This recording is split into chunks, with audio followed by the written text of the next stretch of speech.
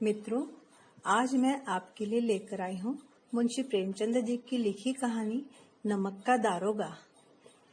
मुझे विश्वास है कि ये कहानी आप सभी ने अपने स्कूली जीवन में जरूर पढ़ी होगी। मैंने भी पढ़ी थी, लेकिन तब इस कहानी को पढ़ने का उद्देश्य परीक्षा में पास होना भर था। आज जब इस कहानी को मैं पढ़ती हूँ तो मुझे ऐसा लगता है कि मुंशी जी की कहानियों में से सर्वश्रेष्ठ कहानियां जो है उनमें से ये कहानी भी एक है। तो प्रस्तुत है कहानी नमक का दारोगा। जब नमक का नया विभाग बना और ईश्वर प्रदत्त वस्तु के व्यवहार करने का निषेध हो गया तो लोग चोरी छिपे इसका व्यवहार करने लगे। अनेक प्रकार के छल प्रपंचों का सूत्रपात हुआ। कोई घूस से काम निकालता था, कोई चालाकी से। अधिकारियों के पौ 12 थे। पटवारीगिरी का सर्वसम्मानित पद छोड़ छोड़कर लोग इस विभाग की बरकंदाजी करते थे। दारोगा पद के लिए तो वकीलों का भी जी ललचाता था। यह वह समय था जब अंग्रेजी शिक्षा और ईसाई मत को लोग एक ही वस्तु समझते थे। फारसी का प्राबल्य था। प्रेम की कथाएं और श्रृंगार रस के काव्य पढ़कर फारसी दां लोग सर्वोच्च पदों पर नियुक्त हो जाया करते थे। मुंशी वंशीधर भी जुलेखा की विरह कथा समाप्त करके मजनू और फरहाद के प्रेम वृत्तांत को, नल और नील की लड़ाई और अमेरिका के आविष्कार से अधिक महत्व की बातें समझते हुए रोजगार की खोज में निकले। उनके पिता एक अनुभवी पुरुष थे। वे समझाने लगे, बेटा, घर की दुर्दशा तो देख ही रहे हो। हम ऋण से दबे हुए हैं। लड़कियां हैं, वह घास फूस की तरह बढ़ती ही चली जा रही है और मैं कगारे पर का वृक्ष हो रहा हूँ। न मालूम कब गिर पड़ूं। अब तुम ही घर के मालिक मुख्तार हो। नौकरी में ओहदे की ओर ध्यान मत देना। यह तो पीर का मजार है। निगाह चढ़ावे और चादर पर रखना। ऐसा काम ढूंढना जहाँ कुछ ऊपरी आय हो। मासिक वेतन तो पूर्णमासी का चांद है जो एक दिन दिखाई देता है और घटते घटते लुप्त हो जाता है। ऊपरी आय बहता हुआ स्रोत है जिससे सदैव प्यास बुझती है। वेतन मनुष्य देता है, किसी से उसमें वृद्धि नहीं होती। ऊपरी आमदनी ईश्वर देता है, इसी से उसकी बरकत होती है। तुम स्वयं विद्वान हो, तुम्हें क्या समझाओ। इस विषय में विवेक की बड़ी आवश्यकता है। मनुष्य को देखो, उसकी आवश्यकता को देखो और अवसर देखो। उसके उपरांत जो उचित समझो करो। गरज वाले आदमी के साथ कठोरता करने में लाभ है, लेकिन बेगरज को दांव पर पाना जरा कठिन है। इन बातों को अपने गिरह में बांध लो। यही मेरी जन्म भर की सीख है। इस उपदेश के बाद पिताजी ने आशीर्वाद दिया। वंशीधर आज्ञाकारी पुत्र थे। ये बातें ध्यान से सुनी और तब घर से चल खड़े हुए। इस विस्तृत संसार में उनके लिए धैर्य अपना मित्र, बुद्धि अपनी पथ प्रदर्शक और आत्मावलंबन ही उनका सहायक था। लेकिन अच्छे शकुन से चलित है। जाते ही जाते नमक विभाग के दारोगा पद पर प्रतिष्ठित हो गए। वेतन अच्छा और ऊपरी आय का तो ठिकाना ही न था। वृद्ध मुंशी जी को सुख संवाद मिला तो फूले न समाये। महाजन भी कुछ नरम पड़े। तलवार की आशालता लहर लाई।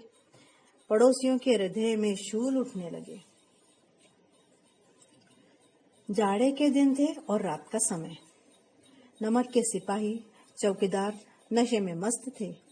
मुंशी वंशीधर को यहाँ आए अभी 6 महीनों से अधिक नहीं हुए थे, लेकिन इस थोड़े समय में ही उन्होंने अपनी कार्यकुशलता और उत्तम आचार से अफसरों को मोहित कर लिया था। अफसर लोग उन पर बहुत विश्वास करते थे। नमक के दफ्तर से 1 मील पूर्व की ओर यमुना नदी बहती थी। उस पर नावों का एक पुल बना हुआ था। दारोगा जी किवाड़ बंद किए मीठी नींद से सो रहे थे। अचानक आंख खुली तो नदी के प्रवाह की जगह गाड़ियों की खड़खड़ाहट तथा मल्लाहों का कोलाहल सुनाई दिया। वे उठ बैठे। इतनी रात गए गाड़ियां क्यों नदी के पार जा रही हैं? अवश्य कुछ न कुछ गोलमाल है। तर्क ने भ्रम को पुष्ट किया। वर्दी पहनी, तमंचा जेब में रखा और बात की बात में घोड़ा बढ़ाए हुए पुल पर आ पहुंचे। गाड़ियों की लंबी कतार पुल के पार जाती दिखी। डांट कर पूछा, किसकी गाड़ियां हैं? थोड़ी देर तक सन्नाटा रहा। आदमियों में कुछ कानाफूसी हुई। तब आगे वाले ने कहा, पंडित आलोपीदीन की। कौन पंडित आलोपीदीन? जी दातागंज के। मुंशी वंशीधर चौंक पड़े। पंडित आलोपीदीन इस इलाके के सबसे प्रतिष्ठित जमींदार थे। लाखों रुपयों का लेन देन करते थे। इधर छोटे से बड़े कौन ऐसे थे जो उनके ऋणी न हो। व्यापार भी लंबा चौड़ा था। बड़े चलते पुरजे आदमी थे। अंग्रेज अफसर इनके इलाके में शिकार खेलने आते और उनके मेहमान रहते। 12 मास सदाव्रत चलता रहता था। मुंशी जी ने पूछा, गाड़ियां कहाँ जाएंगी? उत्तर मिला, कानपुर। लेकिन इस प्रश्न पर कि इनमें क्या है, सन्नाटा छा गया। दारोगा साहब का संदेह और भी बढ़ा। कुछ देर तक उत्तर की बाट देखकर वह जोर से बोले, क्या गूंगे हो गए हो? हम पूछते हैं इसमें क्या लदा है?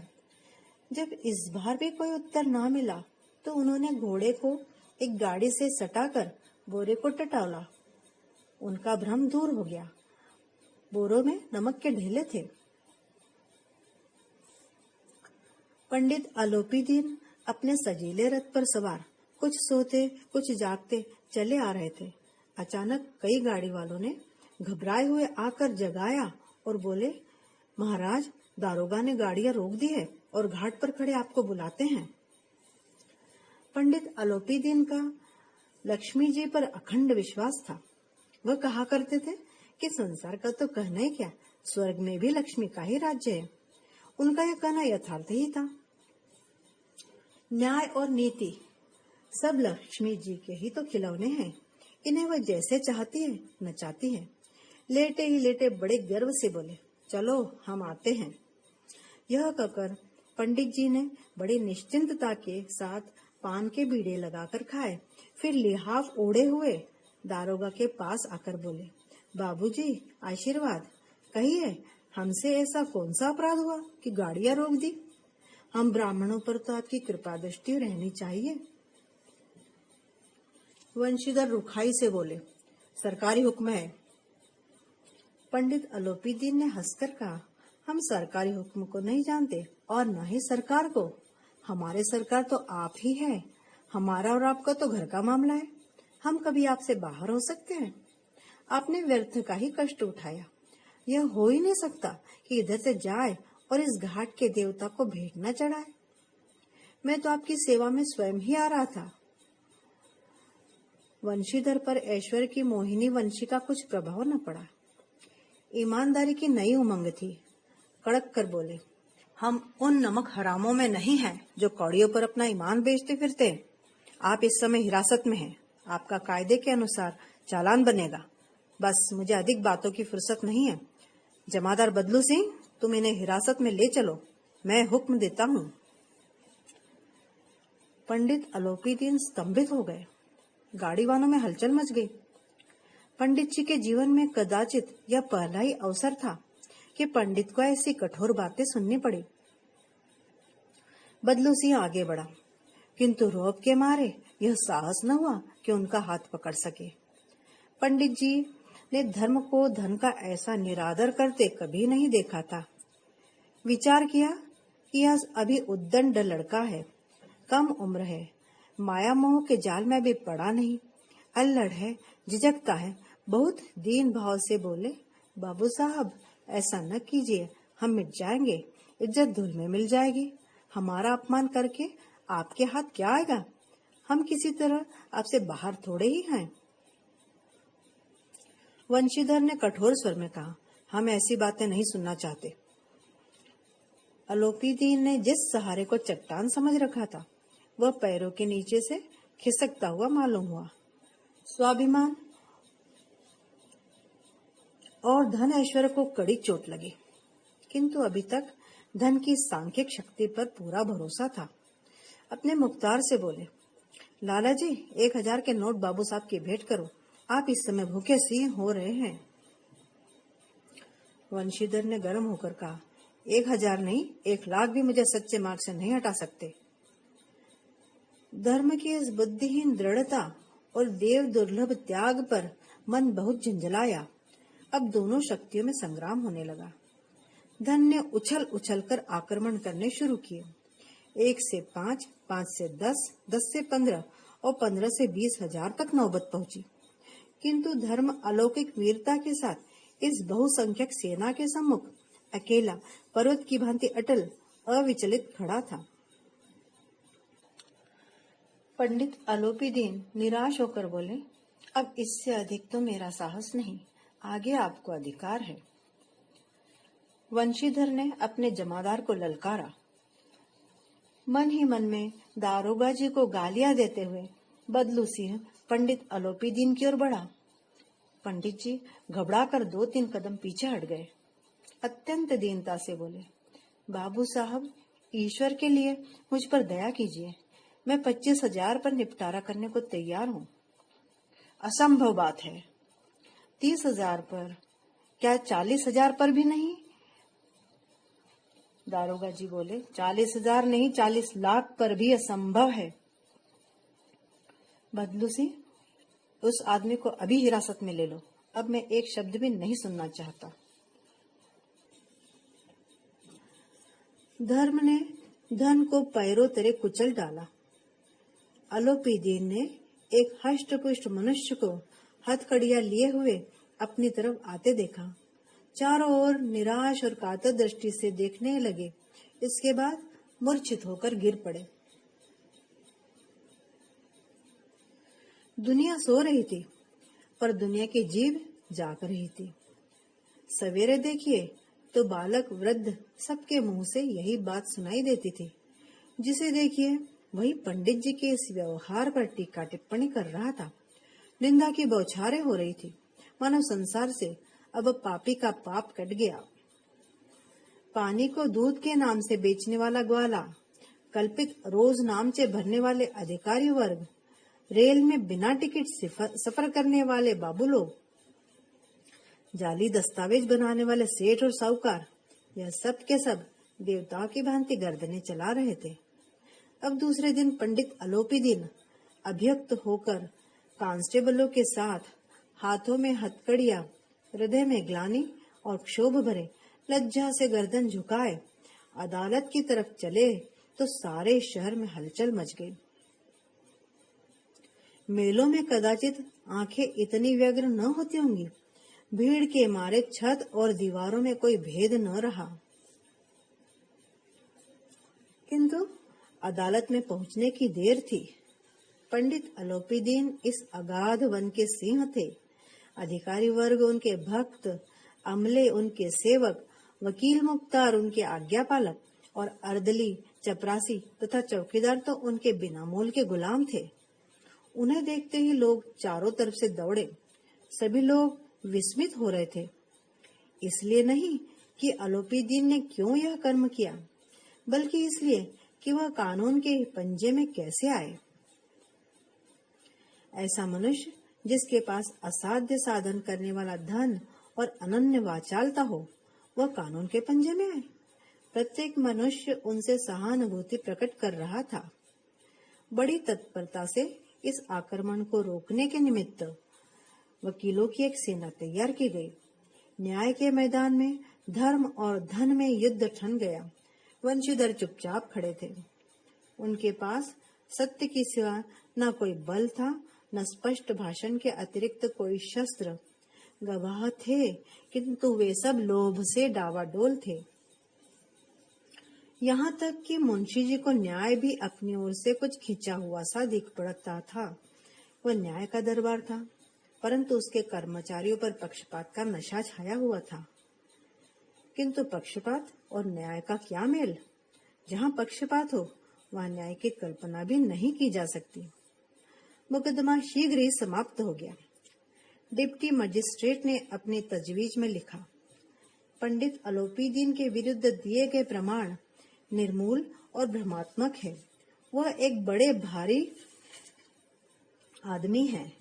यह बात कल्पना के बाहर है कि उन्होंने जरा से लाभ के लिए ऐसा दुस्साहस किया हो। यद्यपि नमक के दारोगा मुंशी वंशीधर का अधिक दोष नहीं, लेकिन यह बड़े खेद की बात है कि उसकी उद्दंडता, विचारहीनता के कारण एक भले मानुस को कष्ट झेलना पड़ा। हम प्रसन्न हैं कि वह अपने काम से सजग और सचेत रहता है, किंतु नमक से मुकदमे की बड़ी हुई नमक हलाली ने उसके विवेक और बुद्धि को भ्रष्ट कर दिया है। भविष्य में उसे होशियार रहना चाहिए। वकीलों ने यह फैसला सुना और उछल पड़े। पंडित अलोपीदीन मुस्कुराते हुए बाहर निकले। स्वजन बांधवों ने रुपयों की लूट की। उदारता का सागर उमड़ पड़ा और उसकी लहरों में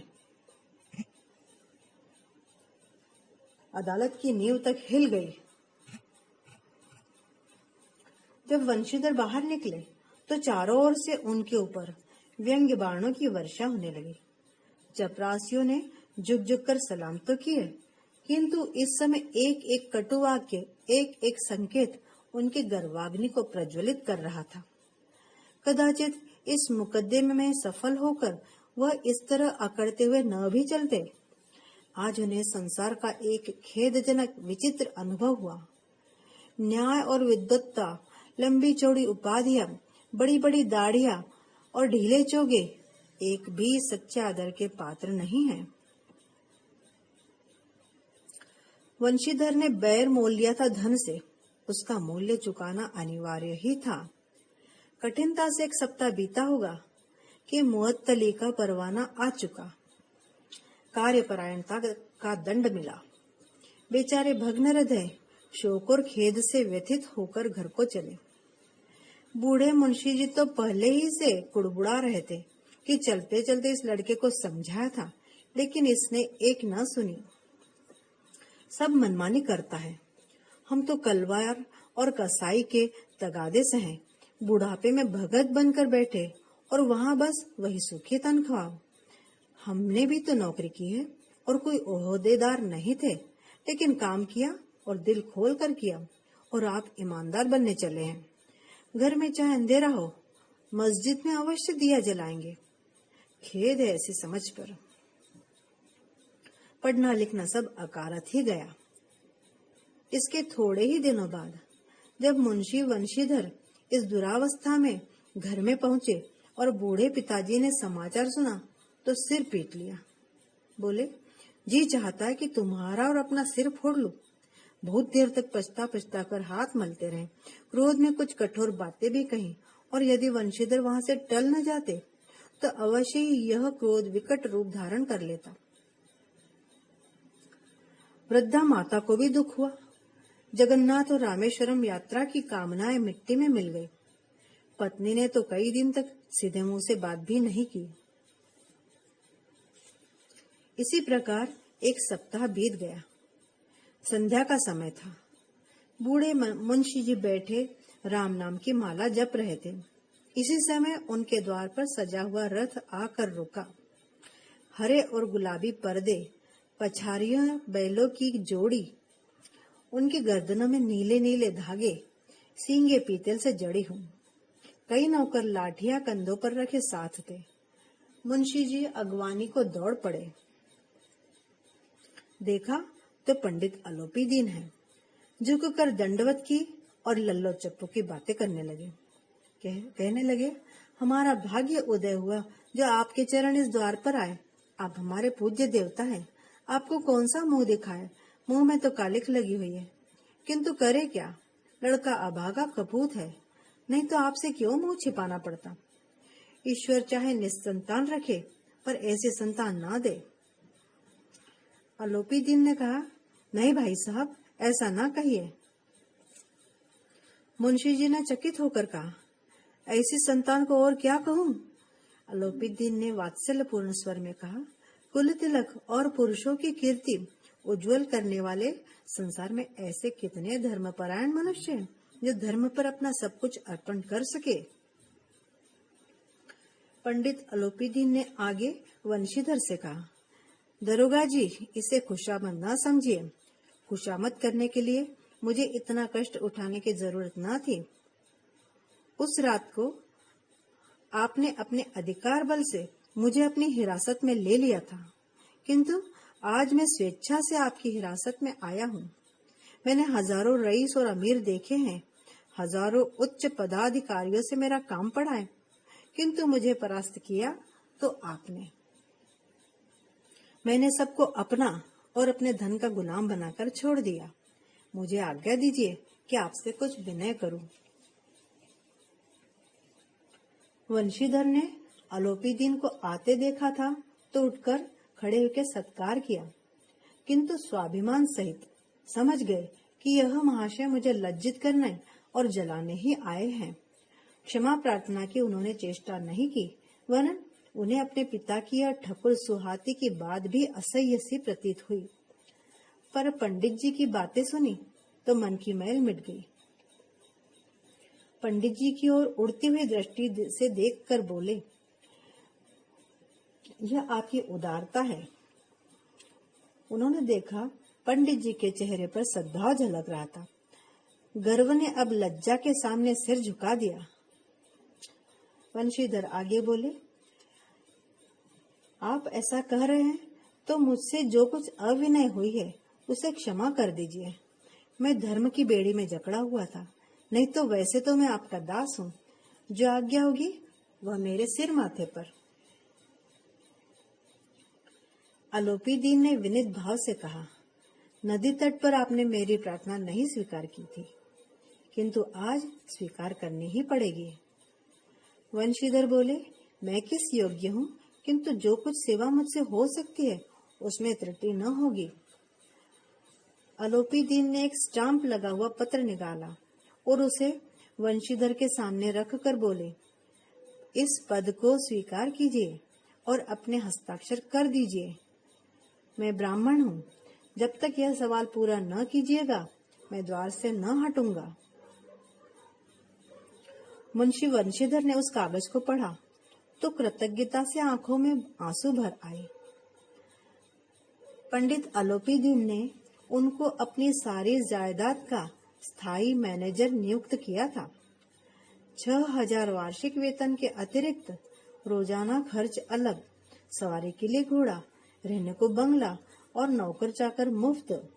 सो कंपित स्वर में बोले, पंडित जी, मुझ में इतनी सामर्थ्य नहीं है कि आपकी उदारता की प्रशंसा कर सकूं, किंतु ऐसे उच्च पद के योग्य भी नहीं हूँ।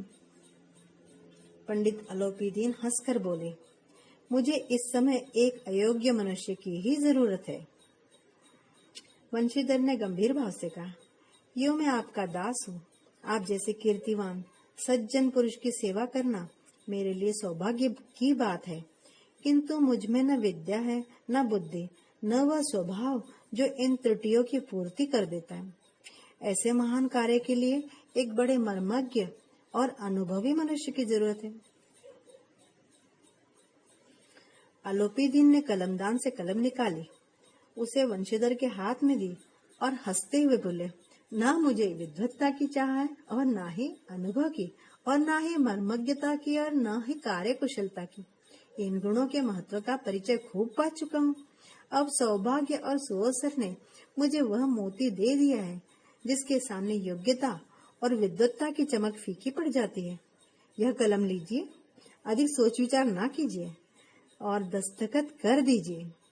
परमात्मा से यही प्रार्थना है कि वह आपको सदैव वही नदी के किनारे वाला बेमुरव्वत, उद्दंड, कठोर परंतु धर्मनिष्ठ दरोगा बनाए रखे। वंशीधर की आंखें डबडबाई। हृदय के संकुचित पात्र में इतना ऐसा न समा सका। एक बार फिर पंडित जी की ओर भक्ति और श्रद्धा की दृष्टि से देखा और कांपते हुए हाथों से मैनेजरी के कागज पर हस्ताक्षर कर दिए। पंडित अलोपीदीन ने प्रफुल्लित होकर उन्हें गले से लगा लिया। यहाँ हमारी कहानी समाप्त होती है।